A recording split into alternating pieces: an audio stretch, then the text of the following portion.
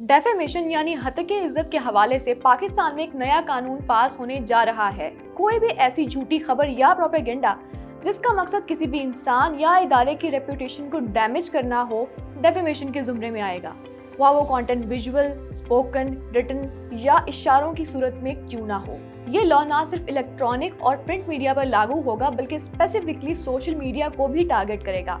और इस लॉ के मुताबिक तमाम रियासती इदारों और आला हुकूमती ओहदेदारान के खिलाफ किसी भी किस्म की झूठी खबर शाये करना संगीन जुर्म करार दिया गया है और डेफेमेशन कमिट करने वाले इंसान को 30 लाख जुर्माने से लेकर 5 साल कैद की सजा भी सुनाई जा सकती है।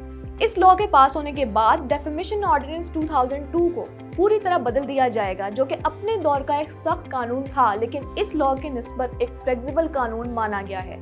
इस बिल के पेश होते ही तमाम सहाफती तंजीमों ने इसे मुस्तरद किया और इसे आज़ादी सहाफत पर एक बहुत बड़ा हमला करार दिया। सहाफती तंजीमों ने यह भी खदशा जाहिर किया कि इस लॉ के पास होने के बाद तमाम सहाफ़ी खौफ व हिरास के खदशे के बायस खबर देने से कतराएंगे। सहाफ़ियों और ह्यूमन राइट्स की तंजीमों ने ये शिकायत भी की कि इस बिल को सहाफ़ती तंजीमों को एतमाद में लिए बगैर बनाया गया है, जिसका वाहिद मकसद सहाफ़ियों की ज़बान पर पाबंदी लगाना है।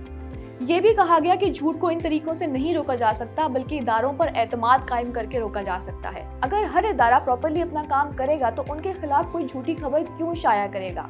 सहाफ़ियों की जानिब से इस बात पर भी जोर दिया गया कि इस बिल के बजाय राइट टू इंफॉर्मेशन एक्ट को नाफिज किया जाए, क्योंकि आजकल कोई भी इदारा खुद को इस बात का पाबंद नहीं समझता कि वो सहाफ़ियों को सही इत्तलात फराहम करे, जिसके बायस इंफॉर्मेशन ऑथेंटिक नहीं रहती।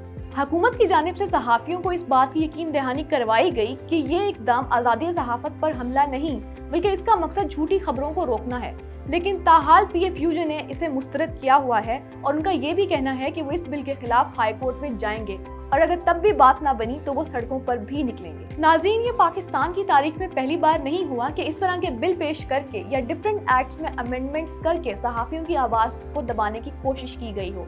PTI हुकूमत ने भी डिजिटल मीडिया को रेगुलेट करने की बहुत कोशिशें की, लेकिन वो जर्नलिस्ट की कोशिशों की वजह से कारामद साबित ना हो सकी। सवाल ये पैदा होता है कि पाकिस्तानी हुकूमत की जानिब से सोशल मीडिया साइट्स यानी यूट्यूब या ट्विटर को बैन करना या इस तरह के लॉज बनाने को ही मसले का वाहिद हल क्यों तस्वुर किया जाता है। ये बात समझने की शदीद ज़रूरत है कि जितने इन कवानीन के फ़वाइद हैं उससे कहीं ज़्यादा इनके नुकसानात हैं। माजी में भी सिर्फ इसी वजह से बहुत सी इंटरनेशनल कंपनीज पाकिस्तान को छोड़कर चली गई। इसके अलावा बैनिंग कल्चर की वजह से पाकिस्तान को फाइनेंशियली भी काफ़ी सफ़र करना पड़ा। नाज़रीन, वक्त तेज़ी से आगे बढ़ रहा है, लेकिन पाकिस्तानी हुकूमत किसी नई पॉलिसी के तहत मामलात को हल करने के बजाय वही पुराने हरबों को इस्तेमाल करके ज़ोर ज़बरदस्ती का सहारा लेने को तरजीह दिए हुए है। और इस बिल के पास होने की सूरत में पाकिस्तान और इसके इमेज पर काफ़ी बुरे लॉन्ग टर्म इम्पैक्ट साबित हो सकते हैं।